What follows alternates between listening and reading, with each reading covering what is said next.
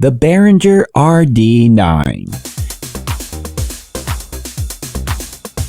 Anyone who follows synthesizers knows that Behringer has been making the news with synthesizers and cloning synthesizers for quite a while now, at least 4 to 5 years, starting with their semi-clone of the Juno 106/60, I like to call it, which is their DeepMind 12 that they released. Now, a lot of people don't realize it, but that synthesizer was based on the Juno series from Roland from yesteryear. But the RD-9 is also a Roland clone, if you will, of their 909 drum machine. And the question that I have for all of us out here in the synthesizer world is, do we really need a RD-9 coming from Behringer? And the reason why I say this is, and I'm not trying to be critical of Behringer in any way, shape, or form, I'm just asking the question, do we need another drum machine that in this case is pretty much a hybrid digital synthesizer that we can replicate through many other avenues, such as, the Roland TR-8S. Or even the Roland TR-8 itself, or the TR-6S. There are already so many drum machines out there that can do what the RD-9 is going to attempt to do. I don't know how it pulls it off. And unless you're looking for a great interface, you really don't actually have to have an RD-9 coming out from Behringer. Now, the good and the bad is this. Behringer has always kept their prices at a very, very competitive level. And rarely have I've ever seen somebody complain about the price of a Behringer synthesizer. And for my experience with Behringer synthesizers, it has been a hit and miss experience. One in particular incident is I got myself a Poly D. I was very excited when it arrived. It looked great coming out of the box, but I wasn't convinced that it was all the sound of what a real Mini Moog would actually sound like. It was kind of disappointing in some of those aspects of the sound. Now, getting back to the RD-9, I have a lot of drum machines and have had a lot of drum machines in the past that can easily emulate the 909 from Roland, the original one. And it's not a very difficult machine to emulate.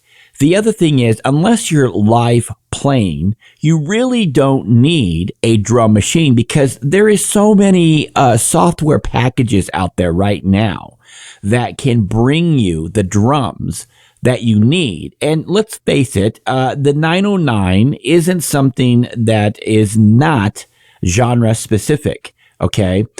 You pretty much want to use this for house/techno, anything that's electronic.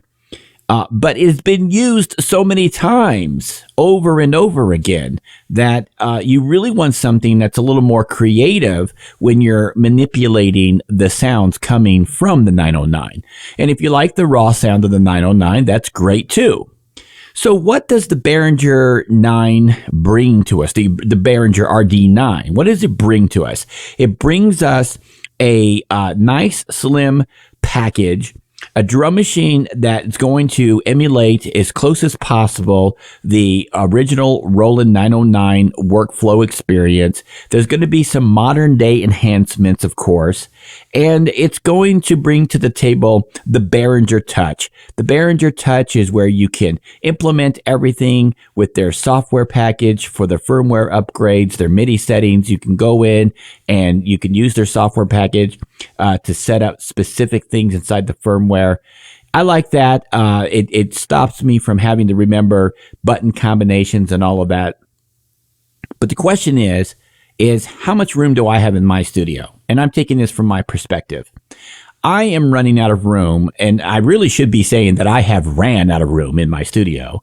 I don't have a whole lot of room for much of anything anymore, including myself. Sometimes I find myself tripping over gear because I have to put things in places just to have a place for them.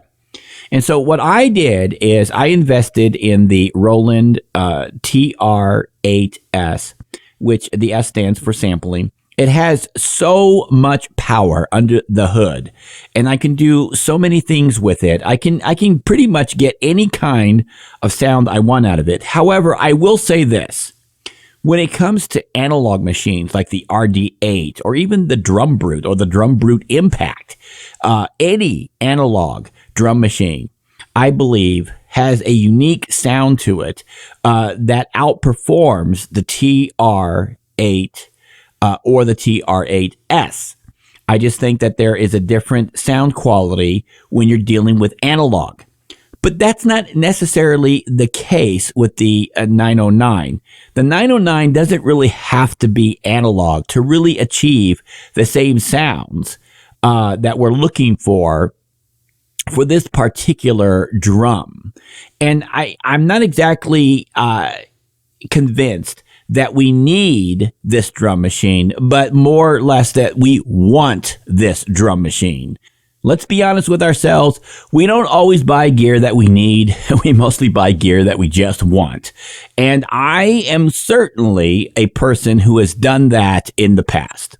As for me, the TR-8S is everything I need in a drum machine, and I have sample packages on my computer that I can pretty much bring anything into the mix that I want from there. So I really don't need another drum machine, but that doesn't mean that Behringer shouldn't be making one. I'm glad that they did it, and who knows, curiosity might get the better of me. I might be buying one just to try it out. I don't know yet. The price certainly is right for this drum machine. It's a great deal. And you know what? Honestly, Behringer has made synthesizers at a price where they're actually competitive with some software packages.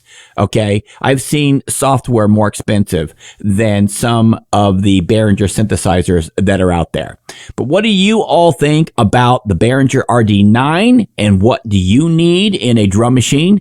Leave a comment below. Let's talk about this. Until next time, I am James Drone. Until next time, keep calm and synth on.